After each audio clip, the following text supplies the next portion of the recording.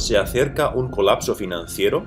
Pues ya hay un prestigioso, exitoso y experimentado fondo de inversión americano que acaba de decir a sus inversores que se preparen para un posible escenario de debacle financiera como nunca antes habían vivido. Pero antes de adentrarnos en esto, veamos cómo está la situación y las razones que podrían dar lugar a ese mencionado escenario económico catastrófico.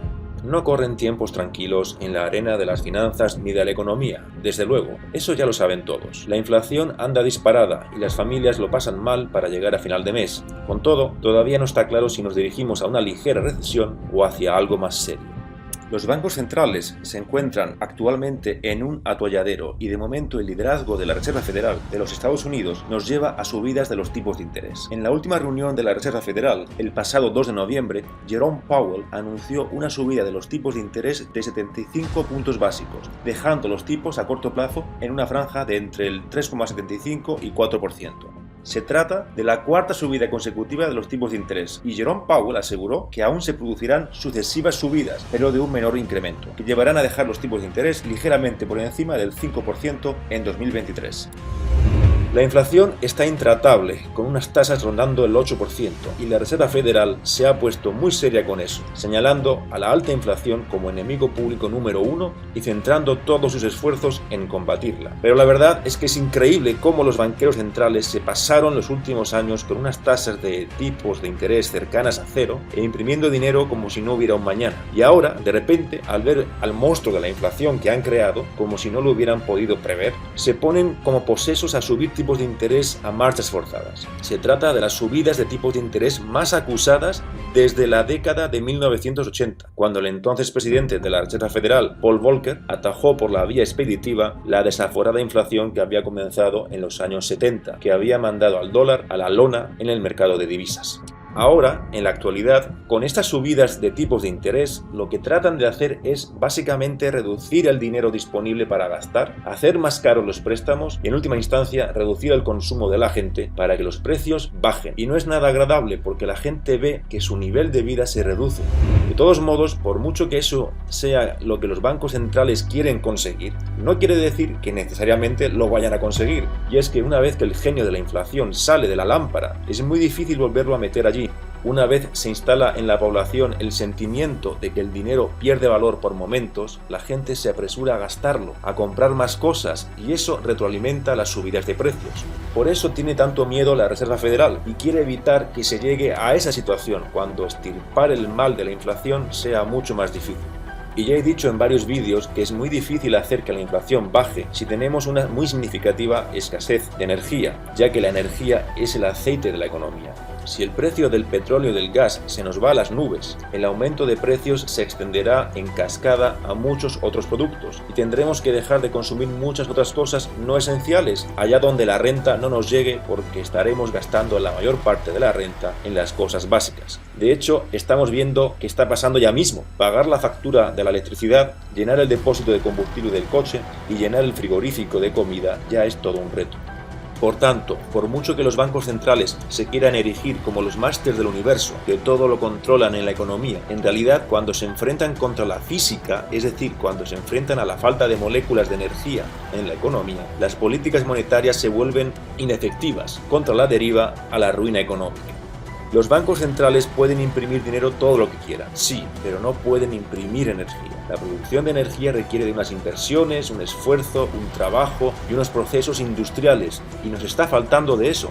De modo que los bancos centrales no las tienen todas consigo. No está claro que puedan navegar con pericia en estas aguas turbulentas en las que estamos.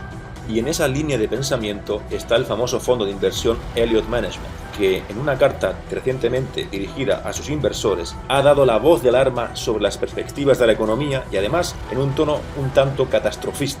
Y no hablamos de cualquier gente, no son cualquier think tank que cogen de conspiranoicos, alarmistas o de ser de tendencia sensacionalista para conseguir atención. Elliott Management es un gestor de patrimonios muy reconocido y serio. Fue fundado en 1977 en Nueva York y tiene bajo gestión la friolera de 56.000 millones de dólares. Además, resulta que su hedge fund ha tenido un rendimiento espectacular desde el principio. Durante sus 45 años de historia, solo ha tenido 2 años en los que hayan acabado con rendimiento anual negativo. negativo y en lo que va de año 2022 llevan un más 6% de beneficio, cuando ya sabemos que las bolsas generales están en caída libre. Así que mucho respeto a lo que tengan que decirnos desde ese fondo. Pero ¿qué es lo que dice ese fondo en una carta enviada a sus inversores? Elliott Management advierte de que la economía global se encuentra en una situación extremadamente delicada que podría acabar en una espiral inflacionista descontrolada, llegando incluso a la hiperinflación. Esta posible hiperinflación, hacia la que supuestamente el mundo está en camino, podría desembocar, dice la carta, en un colapso de la sociedad y en enfrentamientos civiles e internacionales. Una previsión nada halagüeña. Recordemos que hiperinflación es lo que le ha pasado a Venezuela y a Zimbabue en los tiempos recientes, además de la famosa hiperinflación de la Alemania de los años 1920. En esas situaciones, el dinero pierde valor al instante y la gente no puede hacer otra cosa que gastarlo en lo que sea inmediatamente. La gente pierde todo su patrimonio monetario, los medios de producción dejan de funcionar y el caos es generalizado. Pero seguimos con la carta de Elliott Management a sus clientes. El fondo dirigido por el multimillonario Paul Singer en su carta avisa de que los inversores no deberían asumir que ya lo han visto todo simplemente porque ya hayan pasado mucho tiempo en la arena de la inversión en bolsa. Por mucho que hayan vivido el desplome bursátil del lunes negro de 1987 o hayan sufrido en sus carnes el estallido de la burbuja.com del año 2000 o la crisis financiera del año 2008 y otras situaciones de pánico en el parqué, los inversores no deberían descontar que ya nada peor puede ocurrir en los mercados financieros. Elliott Management asegura que hemos vivido en los últimos años un periodo extraordinario de dinero barato, pero ese periodo va a tocar a su fin. Ese periodo de dinero extremadamente barato es el que ha solidificado una base que ha hecho posible que ahora podamos ser testigos de eventos monetarios y económicos potencialmente catastróficos. En otras palabras, lo que nos está pasando ahora con la alta inflación y el alto endeudamiento y lo que nos puede pasar en los próximos años con la eventual hiperinflación son consecuencias que estamos pagando por los desvaríos de los bancos centrales que han imprimido cantidades descomunales de dinero durante la crisis de 2008 y sobre todo durante la pandemia del COVID-19. Además, el fondo de inversión tilda a los bancos centrales de ser deshonestos por no querer reconocer que la alta inflación que estamos sufriendo está causada por la política monetaria expansiva que llevaron a cabo esos bancos centrales. Según la carta, los bancos centrales, en lugar de reconocer la verdad, le echan la culpa de la inflación a disrupciones en la cadena de suministros provocadas por la pandemia. Y respecto a las bolsas, Elliott Management nos previene diciendo que los mercados no han caído todavía lo suficiente y que una caída del 50% sería absolutamente normal y esperable, aunque no sabrían decir en qué momento podría ocurrir.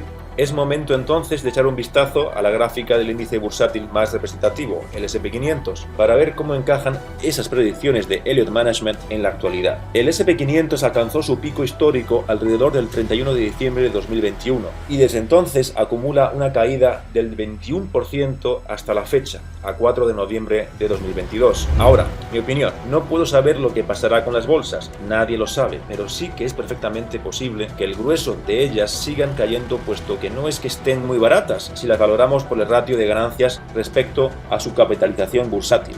Además, si la inflación continúa siendo tan alta, debería ir erosionando la cuenta de resultados de las empresas, de modo que una vez que se sepan los nuevos decepcionantes resultados, las empresas que hoy parece que están en un precio normal o incluso baratas, podrían pasar a estar caras, puesto que no ganarían ya tanto dinero como se piensa ahora.